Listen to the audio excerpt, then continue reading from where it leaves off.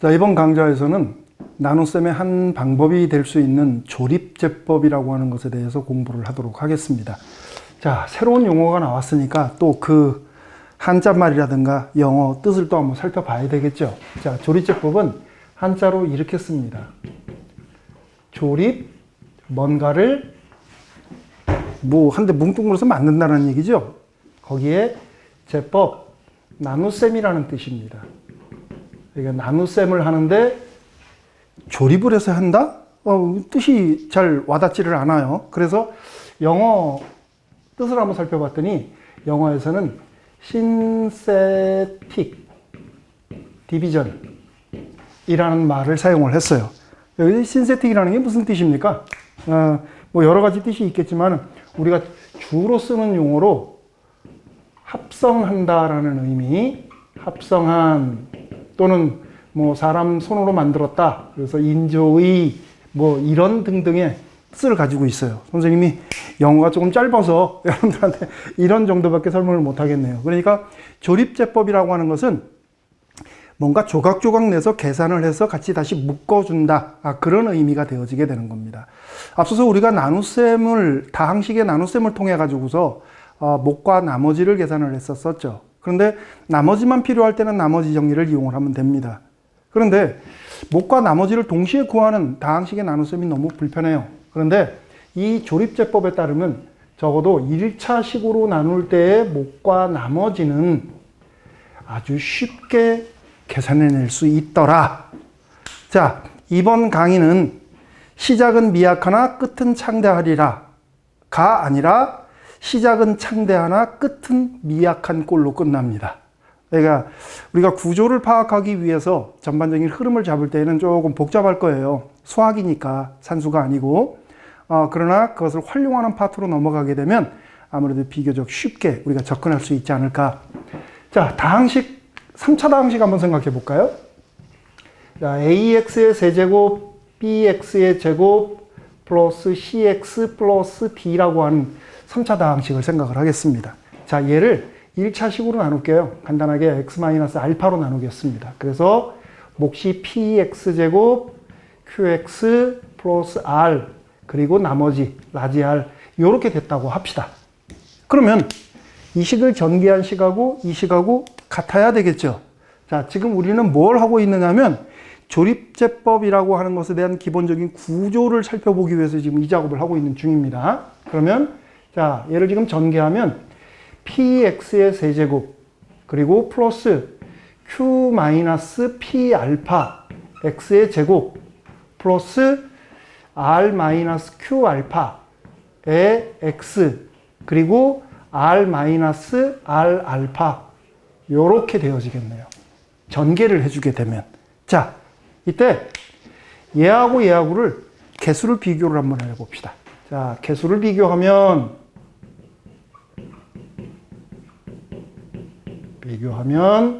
이렇게 되어지겠죠. A하고 P하고 같습니다. 그리고 B하고 Q-P 알파가 같아요. 그 다음 C하고 R-Q 알파가 같죠. 그 다음에 D하고 상수항, D하고 라지 R 마이너스 스몰 R 알파 이렇게 같아지게 됩니다. 비교만 한 거니까. 자, 이 식의 구조를 통해 가지고서 우리는 PQR을 한번 좀 살펴볼 겁니다. 자, 그러면 제일 먼저 P는 A다 나왔어요. 그러면 두 번째 식으로부터 P가 나와야 되겠죠. 자, P는 P가 아니라 Q가 나와야죠. 자, Q는 B 플러스 P 알파입니다. 지금 구조를 보면 원식의 B에다가 P 알파가 곱해졌는데 P는 지금 A라 그랬으니까 B 플러스 A 알파 이렇게 되어지는 거네요. 그렇죠? 그 다음 여기에서 또 R을 구해보면 R은 C 플러스 Q 알파예요. Q가 지금 뭐냐면 얘란 말이야. 거기에 지금 알파가 곱해졌어요. 그러니까 C 플러스 B 알파 A 알파의 제곱 이렇게 되어지겠다. 됐죠? 그럼 마지막으로 이제 라지 R은 여기서 D 플러스 R 알파입니다. 그러면 R이 지금 뭐냐면 요거예요. 요거에다가 알파가 곱해진 겁니다. 그러니까 D 플러스 C 알파, B 알파의 제곱, A 알파의 세제곱. 요렇게 되어지네요. 자, 여기서 여러분들이 구조를 좀 유심히 볼 필요가 있습니다. 뭘 유심히 봐야 되느냐? 아까 얘기한 대로 여기 나와 있는 이 A, B, C라고 하는 이 개수에다가 자, 요 A, 그다음에 B, C, D 여기에다가 어떤 값들이 보태지거나 해서 숫자의 변화가 일어나는가 한번 보세요. 여기 지금 보니까 A 알파가 보태졌네요. 그죠? 그거는 지금 A가 지금 곱해진 겁니다. 그죠? 그 다음, 여기도 지금 보면 B 알파 플러스 A 알파의 제곱. 그러니까 앞서서 만들어진 거에다 알파가 또 곱해졌어요. 여기도, 지금 보면 앞서서 만들어진 이 값에다가 알파가 또 곱해졌죠. 그런 다음 A, B, C, D가 보태진 거예요. 자, 그래서 조립제법에 이제 표로 들어가겠습니다. 실제로 우리가 계산을 할 때 어떻게 하는가 그 구조를 한번 보겠다는 얘기입니다. 자, 그러면 일단 A, B, C, D에다가 0, A 알파 또 이것이 보태지고 있으니까 이렇게 쓸게요. 여기다가 개수 A, 그 다음에 B, 그리고 C, 그리고 D 여기다가 이렇게 쓰겠습니다.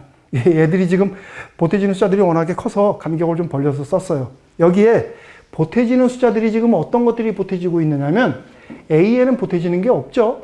그 다음 B에다가는 A 알파가 보태졌어요. 보태지는 거니까 위에서 아래로 이렇게 써나가자고. 자, 그 다음 C에다가는 얘가 보태졌어요. B 알파 플러스 A 알파의 제곱.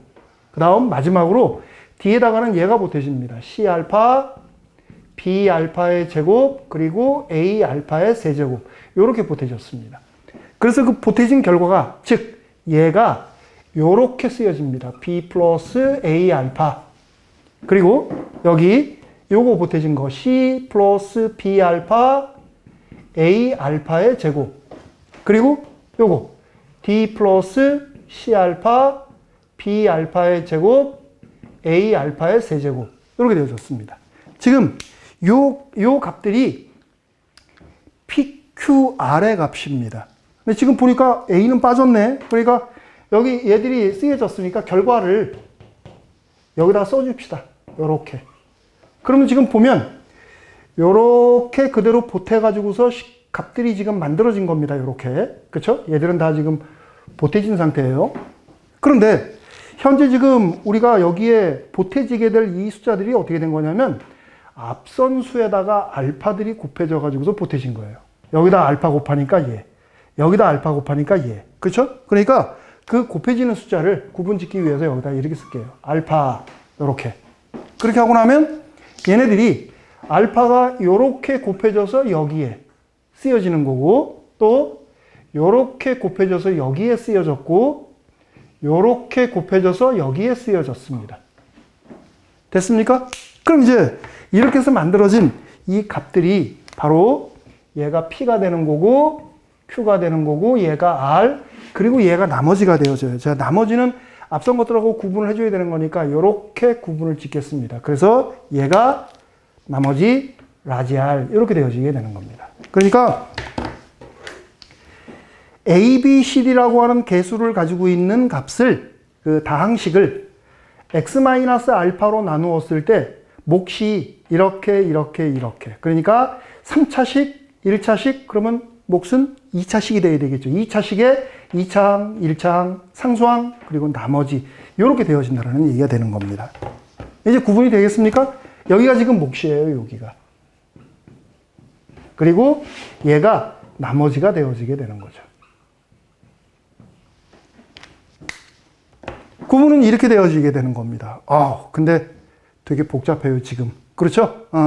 이게 숫자로 되어졌으면 되게 쉬웠을 거예요. 그런데 구조를 알아보려면 숫자 가지고는 안 됩니다. 이렇게 문자를 기준으로 해서 여러분들이 쭉 정리를 해봐야 전반적인 구조가 눈에 보여요.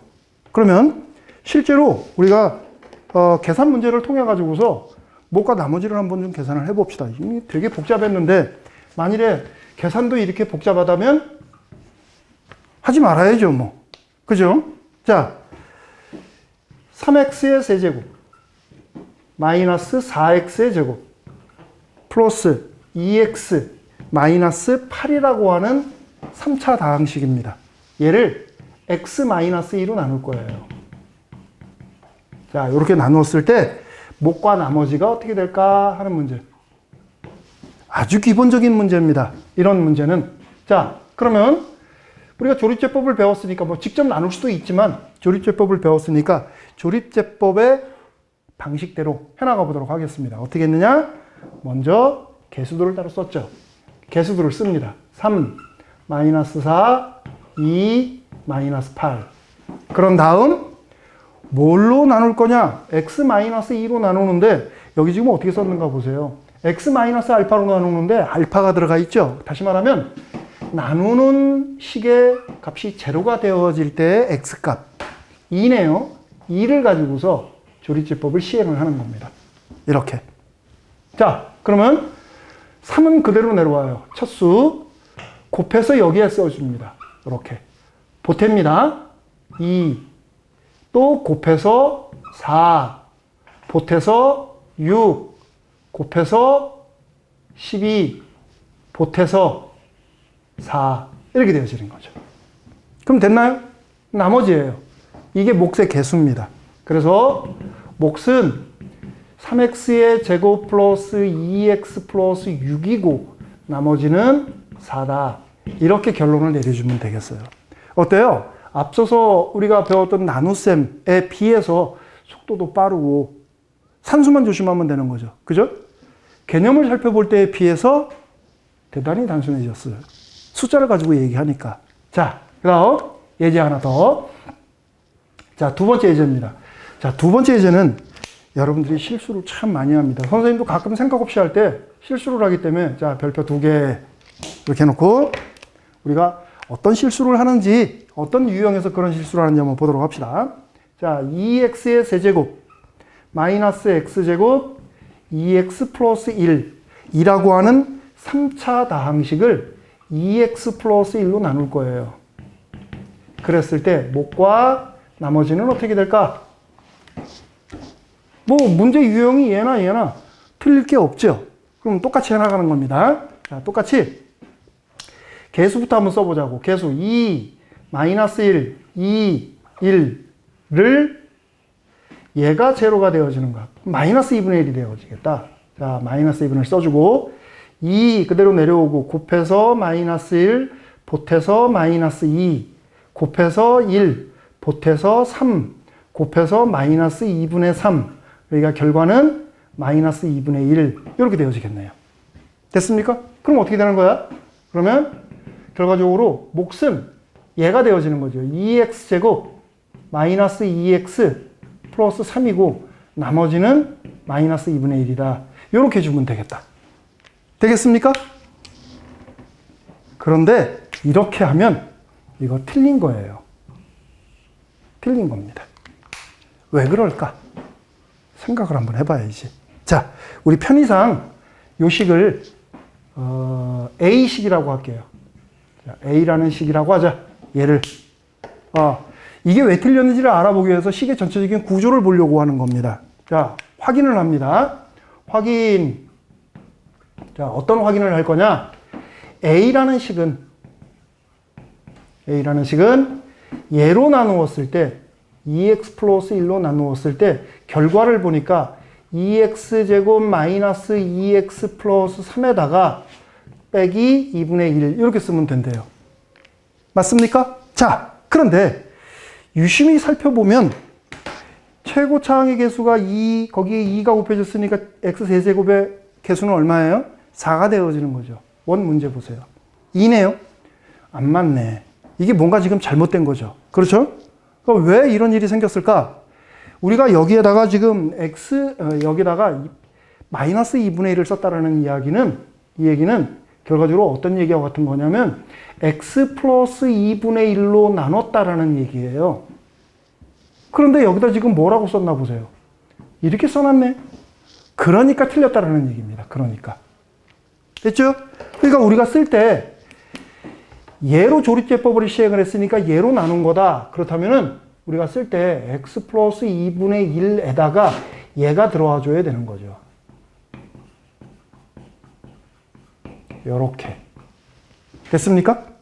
됐죠? 자, 그러면 우리가 이걸로 나눈 게 아니라 얘로 나눈 거니까 여기가 2x 플러스 1이 되어지려면 어떻게 해주면 됩니까? 곱하기 2 해주면 되죠. 그 2를 여기서 빌려옵니다. 그러면 여기는 2x 플러스 1이 되어지는 거고, 안에는 2가 빠졌으니까 x제곱 마이너스 x 2분의 3에 마이너스 2분의 1 이렇게 되어져야 되는 거죠. 됐습니까? 여러분들이 또는 선생님들이 가끔 어떤 실수를 하는지 이거 보니까 알겠죠. 이거 조심해야 돼요. 선생님도 가끔 식을 정리할 때 그냥 아무 생각 없이 하다가 이런 실수를 저지르기도 합니다. 주의합시다. 얘가 바로 몫이 되어지게 되는 겁니다. 이제 몫이 상당한 차이가 있죠. 얘가 나머지가 되어지게 되는 거죠. 이렇게 정리합니다. 됐지요? 자, 그러면 이제 조립제법을 활용해 가지고서 식을 나눗셈을 시행을 해서 몫과 나머지를 구하는 정도는 뭐 이 정도면 됐어요. 그럼 이걸 우리가 어디에 활용을 할 거냐? 뭐 물론 뒤에 가면 우리가 인수분해 할 때 상당히 많이 활용을 하게 돼요. 고차식의 인수분해, 3차 이상의 식을 인수분해 할 때 많이 활용을 하는데, 자, 여기에서는 이런 문제를 한번 좀 보고 싶어요. 자, fx라는 다항식이 이렇게 생겼습니다. 4x의 세제곱 마이너스 5x의 제곱 마이너스 7x 플러스 3이에요. 자, 얘는 지금 x에 관한 다항식입니다. 자, 이 x에 관한 다항식을 변형을 하고 싶어요. x 마이너스 2에 관한 식으로 변형을 해보고 싶다. 필요에 따라서 x에 관한 식인데 x 마이너스 2에 관한 식으로 바꿔야 될 때가 있습니다. 이제 여러분들이 함수에 관한 공부를 하다 보면 그런 일들을 많이 하게 되는데 어떻게 바꿀까? 그러니까 다시 말하면은 이렇게 바꾸겠다라는 얘기예요. fx를 이렇게 만들어주겠다. x 마이너스 2에 관한 식이니까 전체적으로 3차식이란 말이야. 그러니까 x 마이너스 2에 대해서 3차식, x 마이너스 2에 대해서 2차식, x 마이너스 1차식, 그리고 상수항. 얘가 이렇게 만들어 보겠다라는 이야기입니다. 이런 꼴로 바꾸고 싶다. 그런 얘기가 되어지게 되는 거예요. 상황이 짐작이 됩니까? 자, 얘도 물론 최종적으로 보면 x에 관한 식 맞아요. 그런데 이 자체로 읽을 때는 x-2가 통째로 변수로 취급을 받고 있는 중이니까 x-2에 관한 식이죠. 그죠? 뭐 어떻게 바꿀 거냐? 가만히 이 식하고 이 식을 가만히 보다가 보니까 앞서서 항등식 공부했을 때가 생각이 납니다. 항등식. 자, 항상 같은 식은 어떤 수가 들어가도 성립이 되어져야 된다. 또는 얘를 전개했을 때 얘하고 같아져야 된다. 그런 방식을 이용을 하면은 얘 전개해서 같다고 놓아주게 되면 개수 비교법이라 그랬죠.